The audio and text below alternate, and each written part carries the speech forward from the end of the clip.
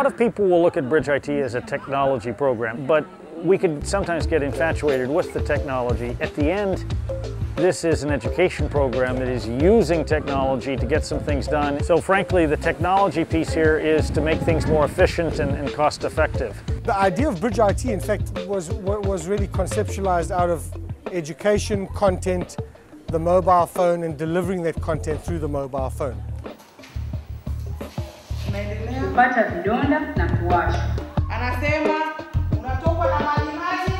The way it functions is that all videos will be, in a central place, which, happens to be here in Dar es Salaam, in one of the Vodacom switches.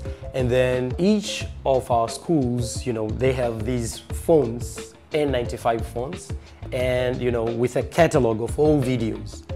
Then the teacher would go and, download the clip that she wants or he wants.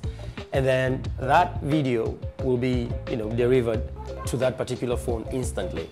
And then the teacher should be able to teach, by using these videos, by connecting the phone into a TV that, is placed on front of the classroom.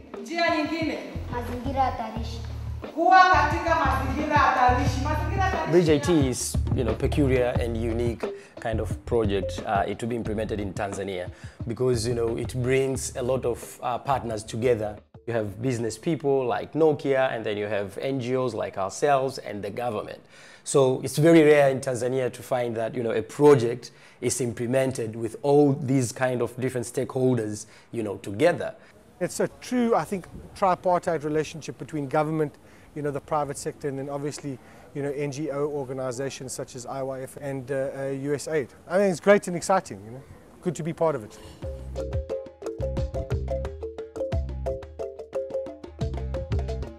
We wanted to work with the Ministry of Education on this if they wanted to work with us to make a sustainable, scalable solution to improving the teacher training, the curricula, the dynamics of a classroom in rural classrooms in Tanzania.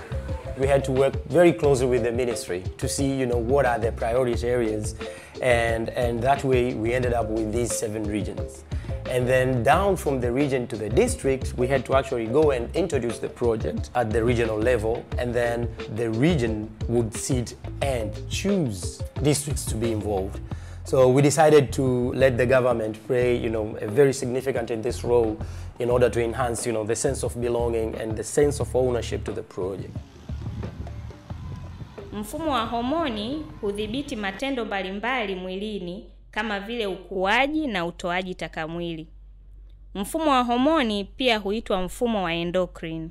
Hii ni tezi ya pituitary. Science is a basic issue in terms of development, especially in Africa, because we have a lot of challenges in terms of teachers, inadequate teachers, a lack of adequate teaching and learning materials. So it really helps the quality of the teaching itself, and it really contributes towards the quality of learning. The pupils are very interested in the Bridgeit lessons because they're going through a process which makes them interested in what is being taught.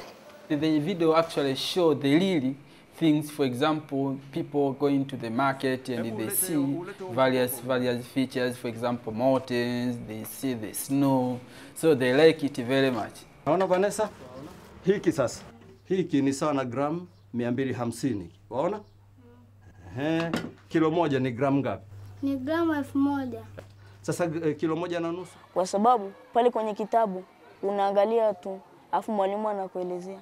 Ukija hapa ndani unaelezewa, pale ile TV na kuelezea vizuri. Ikisha kuelezea unaangalia live.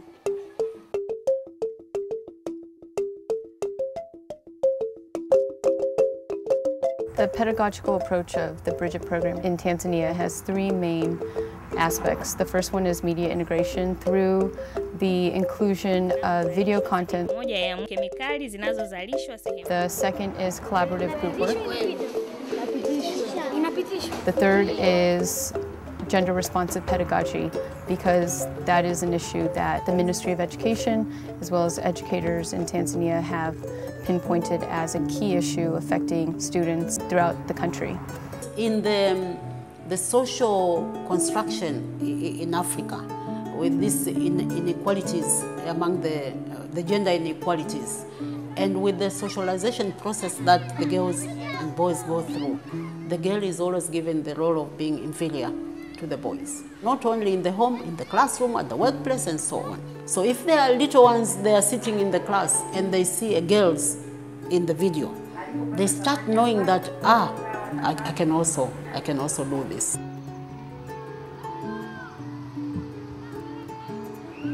One of the golden chance to have this opportunity, because it is the first to appear in Africa. So I think it will be a learning ground for other countries in Africa.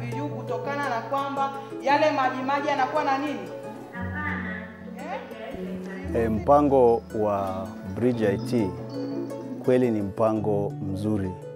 Ni mpango ambao unafanya wanafunzi pamoja na walimu wanashiriki vizuri katika somo. Kwanza mwanafunzi anapofundishwa kwa kuona. The general feedback that we are getting, be it from teachers, students, and district education officers, is quite positive. Kids in Bridgeit schools, are very motivated into science and math.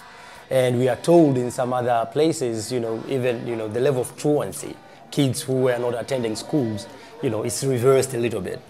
The Bridgeit program is very good because it's targeting the quality of education. And it's going as far down as the primary school level, because that is where the foundation is really done.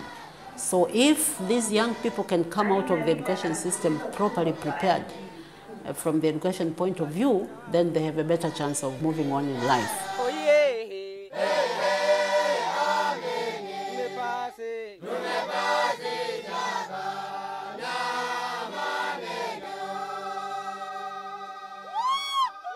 Kweli tamaduni,